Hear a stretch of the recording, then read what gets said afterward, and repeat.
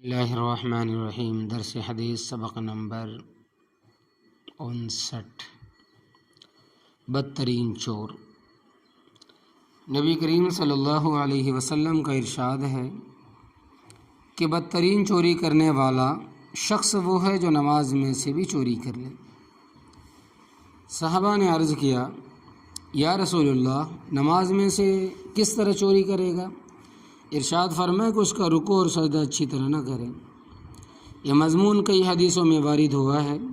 اول تو چوری خود ہی کس قدر ذلت کی چیز اور چور کو کیسی حقارت سے دیکھا جاتا ہے، پھر چوری میں بھی اس حرکت کو بدترین چوری ارشاد فرمائے کہ رکوع اور سجدے کو اچھی طرح نہ کرے۔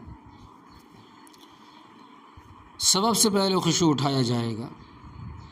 حضرت ابو دردہ رضی اللہ تعالیٰ عنہ فرماتے ہیں کہ ایک مرتبہ نبی کریم صلی اللہ علیہ وسلم نے آسمان کی طرف نگاہ اٹھائی اور ارشاد فرمایا کہ اس وقت علم دنیا سے اڑ جانے کا وقت منکشف ہوا ہے۔ حضرت زیاد رضی اللہ تعالیٰ عنہ صحابی تھے، عرض کیا، یا رسول اللہ، موجود تھے کہ علم ہم سے کس طرح اڑ جائے گا؟ ہم لوگ قرآن شریف پڑھتے ہیں، اپنی اولاد کو پڑھاتے ہیں اور وہ اسی طرح اپنی اولاد کو پڑھائیں گے اور سلسلہ قیامت تک چلتا رہے گا۔ نبی کریم صلی اللہ علیہ وسلم نے فرمایا کہ میں تو تجھ کو بڑا سمجھدار خیال کرتا تھا۔ یہود و نصارہ بھی تورات انجیل پڑھتے پڑھاتے تھے، پھر کیا کارآمد ہوا؟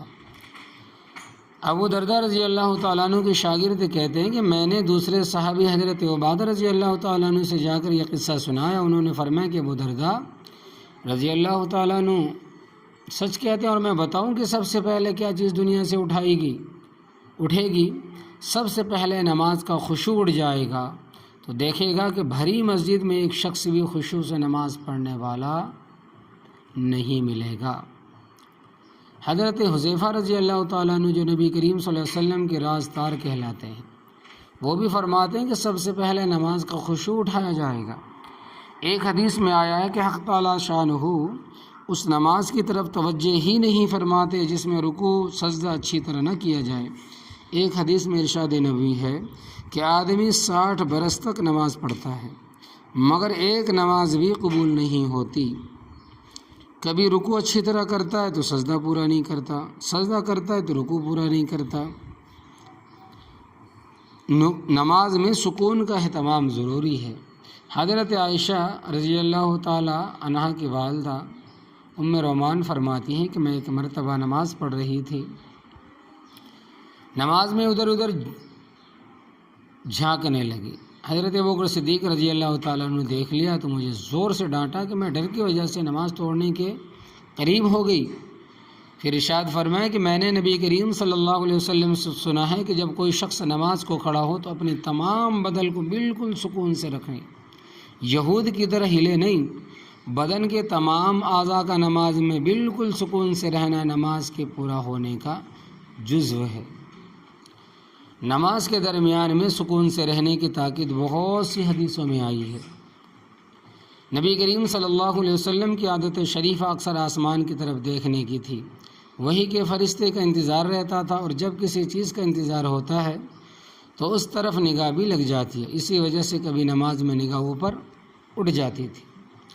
جب اللہ تبارک و تعالیٰ نے ایک آیت نازل فرمائی کہ قد افلح المؤمنون الذین هم فی صلاتهم خاشعون نازل ہوئی تو پھر نگاہ نیچے رہتی تھی۔ صحابہ کرام رضی اللہ تعالیٰ عنہ اجمعین کے متعلق بھی حدیث میں آیا ہے کہ اول ادھر ادھر توجہ فرما لیا کرتے تھے، مگر اس آیت شریفہ کے نازل ہونے کے بعد سے کسی کی طرف کوئی توجہ نہیں کرتے تھے۔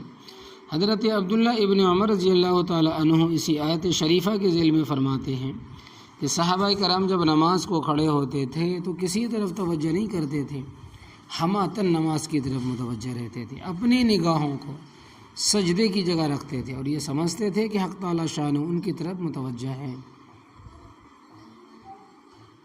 حضرت علی رضی اللہ تعالیٰ عنہ علی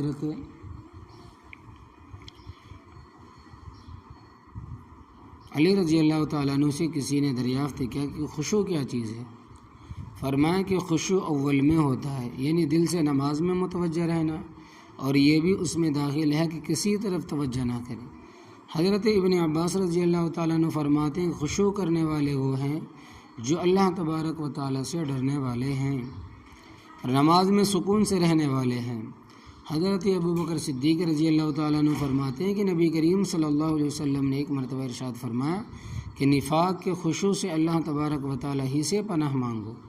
صحابہ نے عرض کیا، صحابہ کرام رضی اللہ تعالیٰ عنہ اجمعین نے عرض کیا کہ نبی کریم صلی اللہ علیہ وسلم نفاق کا خشوع کیا چیز ہے؟ ارشاد فرمائے کہ ظاہر میں تو سکون ہو اور دل میں نفاق ہو۔ حضرت ابو درداء رضی اللہ تعالیٰ عنہ بھی اسی قسم کا ایک واقعہ نقل فرماتے ہیں کہ جس میں نبی کریم صلی اللہ علیہ وسلم کا ارشاد نقل کیا کہ نفاق کا خشوع یہ ہے کہ ظاہر بدن تو خشوع والا معلوم ہو اور دل میں خشوع نہ ہو۔ حضرت قتادہ رضی اللہ تعالیٰ عنہ کہتے ہیں کہ دل کا خشوع اللہ کا خوف ہے اور نگاہ کو نیچے رکھنا۔ نبی کریم صلی اللہ علیہ وسلم نے ایک مرتبہ ایک شخص کو دیکھا کہ نماز میں داڑھی پر ہاتھ پھیر رہا ہے۔ ارشاد فرمایا کہ اگر اس کے دل میں خشوع ہوتا تو بدن کے سارے اعضاء میں سکون ہوتا۔ حضرت عائشہ رضی اللہ تعالیٰ عنہا نے نبی کریم صلی اللہ علیہ وسلم سے ایک مرتبہ دریافت کیا کہ نماز میں ادھر ادھر دیکھنا کیسا ہے؟